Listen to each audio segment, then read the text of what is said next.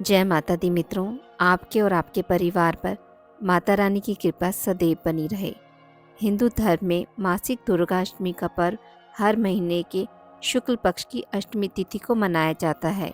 यह हिंदू धर्म में एक महत्वपूर्ण व्रत और पर्व माना जाता है जो देवी दुर्गा को समर्पित है। इस दिन भक्त देवी की पूजा करते हैं और उनसे आशीर्वाद प्राप्त करने के लिए व्रत रखते हैं। दुर्गा अष्टमी के दिन देवी दुर्गा की पूजा करने से भक्तों पर उनकी विशेष कृपा होती है। माना जाता है कि इस दिन की गई पूजा से मनोकामनाएं पूरी होती हैं और जीवन में सुख समृद्धि आती है।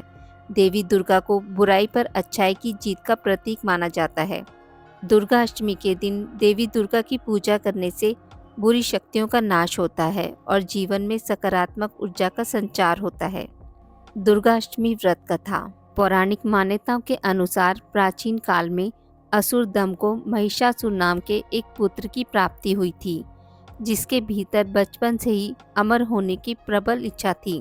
अपनी इसी इच्छा की पूर्ति के लिए उसने अमर होने का वरदान हासिल करने के लिए ब्रह्मा जी की घोर तपस्या आरंभ की। महिषासुर द्वारा की गई इस कठोर तपस्या से ब्रह्मा जी प्रसन्न हुए और उसे मनचाहा वरदान मांगने को कहा। ऐसे में महिषासुर, जो सिर्फ अमर होना चाहता था, उसने ब्रह्मा जी से वरदान मांगते हुए खुद को अमर करने के लिए उन्हें बाध्य कर दिया। परंतु ब्रह्मा जी ने महिषासुर को अमरता का वरदान देने की बात ये कहते हुए टाल दी कि जन्म के बाद मृत्यु और मृत्यु के बाद जन्म निश्चित है, इसलिए अमरता जैसी किसी बात का कोई अस्तित्व नहीं है।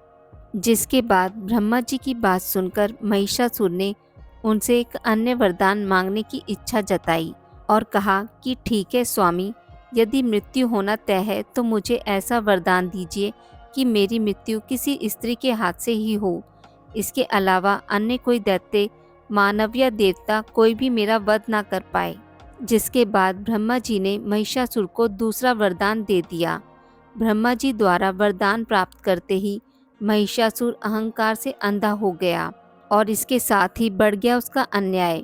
मौत और भय से मुक्त होकर उसने अपनी सेना के साथ पृथ्वी लोक पर आक्रमण कर दिया। इससे धरती पर चारों तरफ से तबाही मच गई। उसके बल के आगे समस्त जीवों और प्राणियों को नतमस्तक होना ही पड़ा। जिसके बाद पृथ्वी और पाताल को अपने अधीन करने के बाद अहंकारी महिषासुर ने इंद्रलोक पर भी आक्रमण कर दिया, जिसमें उन्होंने इंद्रदेव को पराजित कर स्वर्ग पर भी अपना कब्जा कर लिया। महिषासुर से परेशान होकर सभी देवी देवता त्रिदेवों अर्थात महादेव, ब्रह्मा और विष्णु के पास सहायता मांगने पहुँचे। इस पर विष्णु जी ने उसके अंत के लिए देवी शक्ति के निर्माण की सलाह दी। जिसके बाद सभी देवताओं ने मिलकर देवी शक्ति को सहायता के लिए पुकारा और इस पुकार को सुनकर सभी देवताओं के शरीर में से निकले तेज ने एक अत्यंत खूबसूरत सुंदरी का निर्माण किया।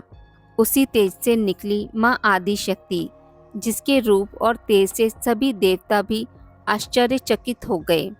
त्रिदेवों की मदद से निर्मित हुई देवी दुर्गा को हिमावन ने सवारी के लिए सिंह दिया और इसी प्रकार वहां मौजूद सभी देवताओं ने भी माँ को अपने अपने एक एक अस्त्र शस्त्र सौंपे और इस तरह स्वर्ग में देवी दुर्गा को इस समस्या हेतु तैयार किया गया।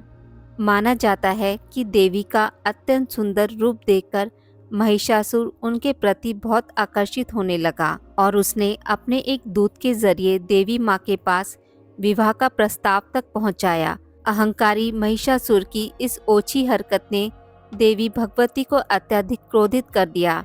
जिसके बाद ही माँ ने महिषासुर को युद्ध के लिए ललकारा। माँ दुर्गा से युद्ध की ललकार सुनकर ब्रह्मा जी से मिले वरदान के अहंकार में अंधा हो चुका महिषासुर उनसे युद्ध करने के लिए तैयार हो गया।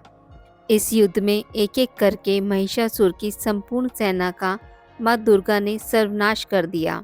इस दौरान ये भी माना जाता है कि ये युद्ध पूरे 9 दिनों तक चला, जिस दौरान असुरों के सम्राट महिषासुर ने विभिन्न रूप धरकर देवी माँ को छलने की कई बार कोशिश की, लेकिन उसकी सभी कोशिशें आखिरकार नाकाम रही और देवी भगवती ने अपने चक्र से इस युद्ध में महिषासुर का सिर काटते हुए उसका वध कर दिया।